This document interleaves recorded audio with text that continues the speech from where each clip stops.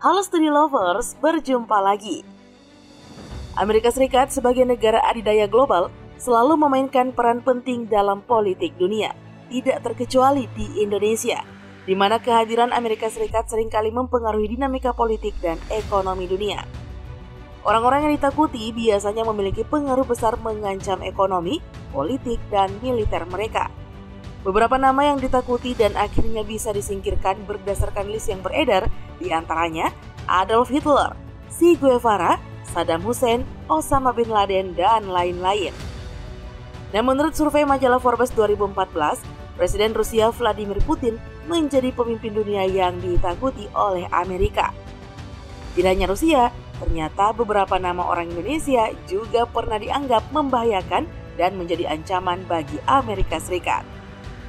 Sejarah mencatat beberapa presiden Indonesia yang membuat Amerika Serikat waspada dan bahkan takut akan kebijakan dan pengaruh mereka. Alasan mendasar kenapa Amerika Serikat segan atau takut dengan beberapa nama tokoh di Indonesia ini tentu karena beberapa kebijakannya yang dianggap tidak menguntungkan bagi Amerika. Nah, berikut ini nama tokoh di Indonesia yang disegani oleh Amerika Serikat yang akan kami ulas dalam video berikut ini. Tapi seperti biasa, sebelum kita lanjut jangan lupa ya untuk menekan tombol subscribe dan aktifkan juga lonceng notifikasinya agar kamu tidak ketinggalan info terbaru dari Studio Langit.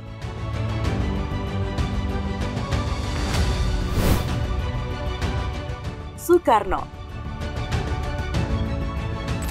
Salah satu sosok yang paling ditakuti oleh Amerika Serikat adalah Presiden Soekarno. Pada masa kepresidenannya, Soekarno dikenal karena sikap politiknya yang anti-Barat. Kebijakan luar negeri Indonesia cenderung mengarah ke blok timur yang membuat Amerika Serikat khawatir akan kehilangan pengaruhnya di Indonesia. Soekarno juga menolak kapitalisasi ekonomi Indonesia oleh negara-negara Barat dengan mengusung program Indonesia Berdikari yang menekankan kemandirian ekonomi dan mampu berdiri di kaki sendiri.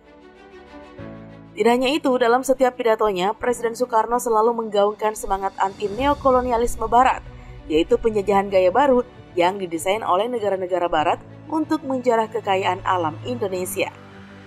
Saking tingginya kekhawatiran Amerika Serikat, bahkan nih pernah mempersiapkan operasi untuk melengsarkan kepemimpinan sang putra Fajar.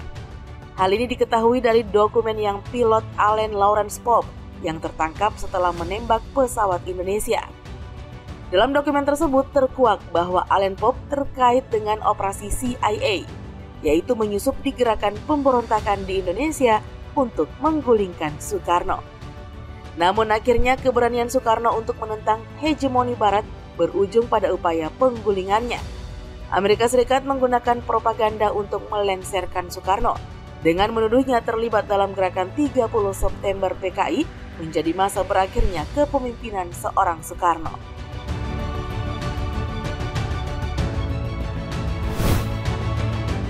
Joko Widodo.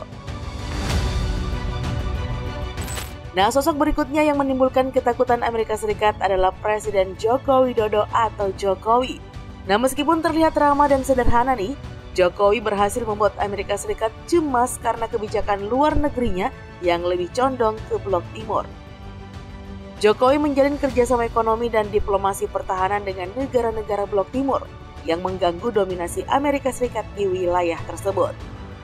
Hal ini membuat Amerika menjadi geram karena mengingat blok timur merupakan fakta kekuatan yang selama ini selalu menyaingi pengaruh-pengaruh Barat di dunia. Dengan lebih condongnya sikap politik Presiden Jokowi ke blok timur, hal ini akan menyulitkan Amerika Serikat untuk menyebarkan hegemoni pengaruhnya di Indonesia. Nah, selain itu, program hilirisasi industri yang digagas oleh Jokowi juga membuat Amerika Serikat menjadi khawatir. Indonesia yang sebelumnya hanya menjadi pemasok bahan mentah, kini berusaha untuk mengolahnya menjadi barang jadi. Nah, dahulu Indonesia mengekspor nikel ke Korea Selatan sebagai bahan baku pembuatan baterai. Namun saat ini, Indonesia optimis akan menggunakan nikelnya untuk diolah menjadi barang jadi, yaitu baterai, kemudian baterai ini diekspor ke pasar dunia. Nah, langkah ini tentu saja ya mengancam kepentingan ekonomi Amerika Serikat dan negara-negara Barat yang lainnya.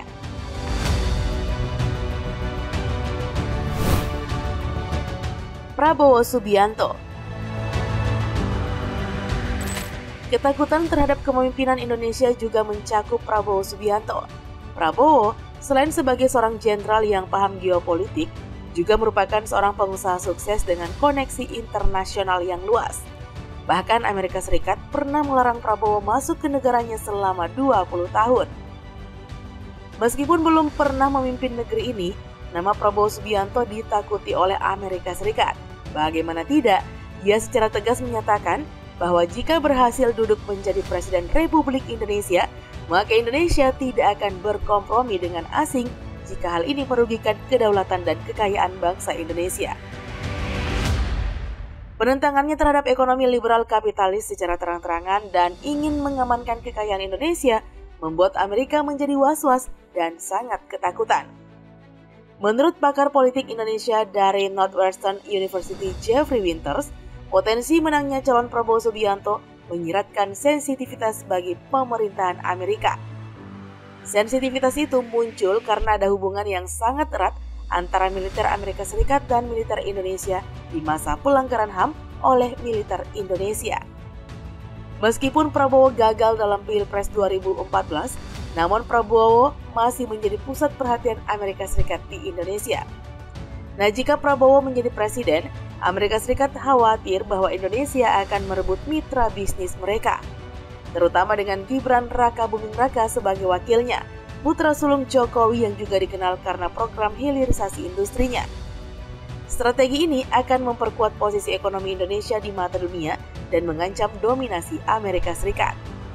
Ketiganya, Soekarno, Jokowi, dan Prabowo, merupakan sosok-sosok yang menunjukkan keberanian untuk mengambil langkah yang tidak selalu sejalan dengan kepentingan Amerika Serikat.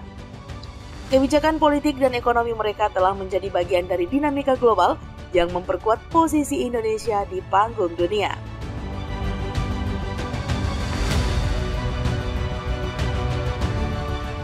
Nah, Studi Lovers, bagaimana nih menurut pendapatmu? Apakah langkah-langkah ini akan membawa Indonesia menuju kedaulatan ekonomi dan juga politik yang lebih kokoh? Nah, sekian dulu ya informasi kita kali ini. Jangan lupa ya untuk terus mendukung kami dengan cara menekan tombol subscribe, like, komen, dan share video ini. Sampai jumpa lagi di video berikutnya. Bye-bye!